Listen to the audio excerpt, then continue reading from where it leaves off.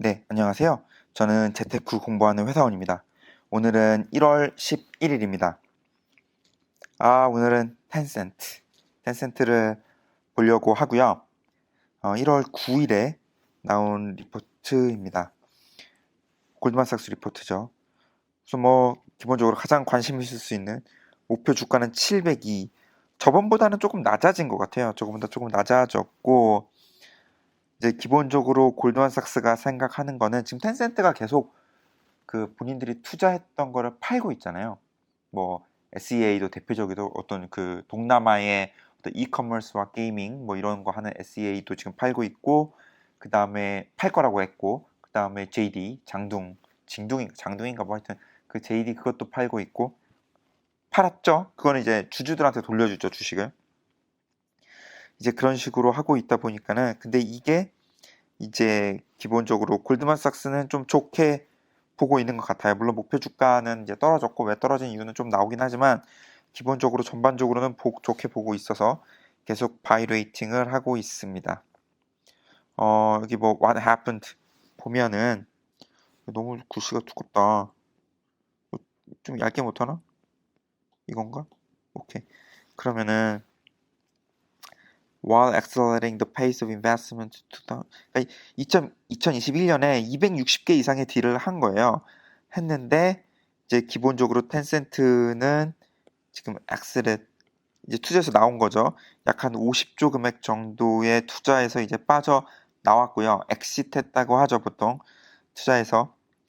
그렇게 하고, 기본적으로 얘네들이 생각하는 거는 new investment should lead to an acceleration in the pace of medium long-term revenue growth and driving earnings higher. 그러니까 기본적으로 이렇게 새롭게 투자를 하는 거, 예를 들어서 260개 이상의 투자를 했던 2021년 같은 경우에는 지속적으로 매출이 상승하고 또 earning이 계속 늘어나게 하기 위한 것들이 어떤 발판이 될 것이고, 이 exiting asset, 그러니까 지금 이제 엑시트하는 것들, SEA나 JD나 이런 것들은 lower the holding company discount. 그러니까 holding company discount라는 게 주주회사 디스카운트라는 거죠. 지주회사 보통 한 15%에서 20% 정도의 지주회사 디스카운트가 있다고 알려져 있죠. 예를 들면 카카오 같은 경우는 지금 그 아래에 투자되어 있는 회사들이 굉장히 많잖아요. 카카오페이나 이런 것들, 뱅크나 이런 것들. 이걸 사실 다 합쳤을 때에 카카오 밸류가 안 나오는 거죠. 보통 한 15%에서 20% 정도 지주회사 디스카운트가 있죠. 설명할 수 있는 방법이 여러 가지가 있긴 있지만, 기본적으로 서플라이 디맨드나 이런 상황으로 봤을 때, 왜냐면 카카오페이가 상장이 안 돼 있는데 카카오페이를 사고 싶은 사람은 어쩔 수 없이 카카오를 사지만, 카카오페이만 투자하고 싶은 사람이 있는데 카카오페이가 상장이 돼 있으면 그냥 카카오페이 사면 되잖아요. 그러다 보면은 카카오 같은 홀딩 컴퍼니는 아무래도 이제 디맨드가 줄어들다 보니까 이제 서플라이 디맨드 측면으로 봤을 때 디스카운트가 조금 있는 거죠. 그걸 이제 보통 지주회사 디스카운트라고 보통 얘기를 하죠.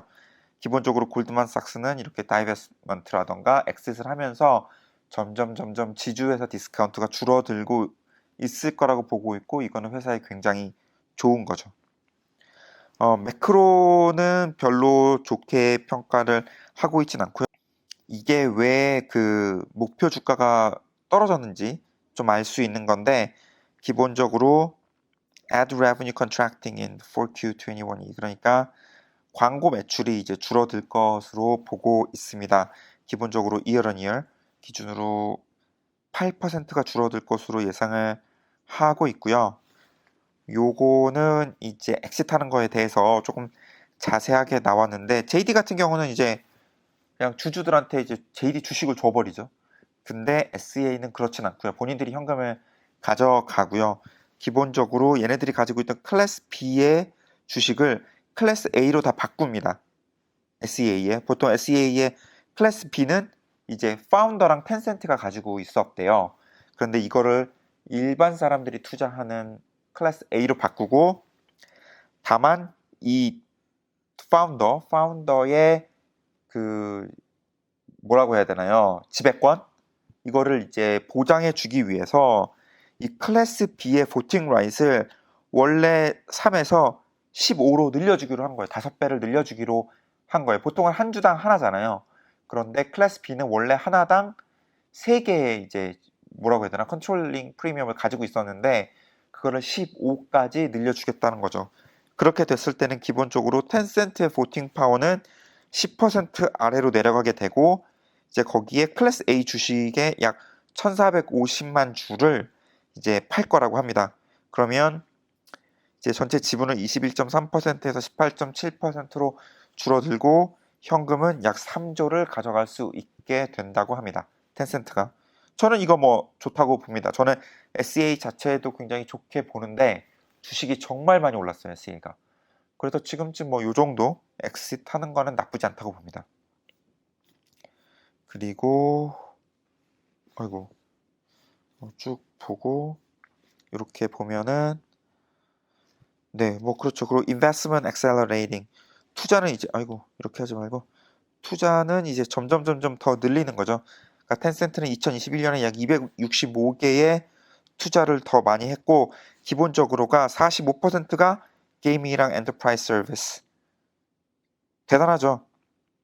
진짜 그다음에 그 게이밍 인베스트먼트 3분의 1이 어떤 그 인터내셔널 스튜디오죠. 25개 정도 되는 좀 네트워크를 늘리고 이렇게 하기 위해서 아무래도 텐센트가 퍼블리싱도 하고 하다 보니까 이런 면으로 봤을 때 좀 게이밍 이런 쪽에 굉장히 많이 집중을 하는 거고 이거는 굉장히 좋게 보고 있더라고요. 거의 모든 회사들이 다. 그래서 기본적으로 보면은 골드만삭스는 굉장히 업티미스틱하죠. 굉장히 긍정적으로 보는 거죠. 기본적으로 온라인 게임, 광고는 뭐 조금 줄어들겠지만 기본적으로 이제 리커버리 할 거라고 보고 있거든요. Recovery on the Video Monetization and ECPM 뭐 이런 식으로 리커버리 할 것이라고 보고 있고 클라우드는 뭐 알리클라우드랑 비슷하죠. 알리클라우드도 굉장히 빨리 성장하고 있고 텐센트도 굉장히 빨리 성장하고 있고 제가 알기로 텐센트가 지금 현재 그 3위예요. 순위로 봤을 때 알리클라우드가 1위고 그런데 그래도 계속적으로 성장할 것이라고 보고 있고 왜냐하면 시장 전체가 늘어나니까 그 다음에 핀테크랑 페이먼트 쪽에서 아주 좋을 것으로 보고 있습니다.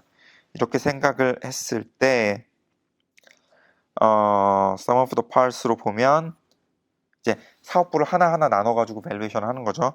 이게 홍콩 달러로 702고요. 요 뜻은 지금 현재는 한 450 하나요? 홍콩으로 그죠? 450 한다고 보면은 뭐 한 50% 늘어날 여지가 있는 거죠. 뭐 저도 비슷하게 생각을 하고 있고요.